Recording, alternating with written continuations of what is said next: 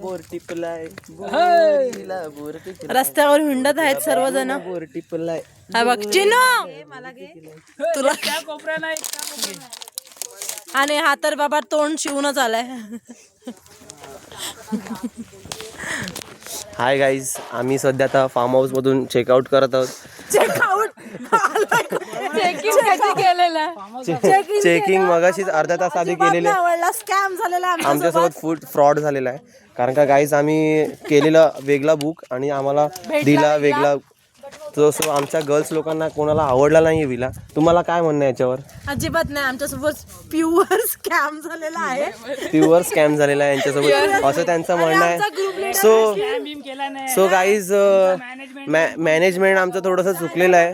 आणि माझी बहीण चिनू ती एवढी वैतागले ना, लिटरली तिला वाटते कधी जाते आणि कधी मी पाण्यात उडी मारते. बस तिला एवढंच करायचं आहे. तिथे त्याच्यासाठी आली ती.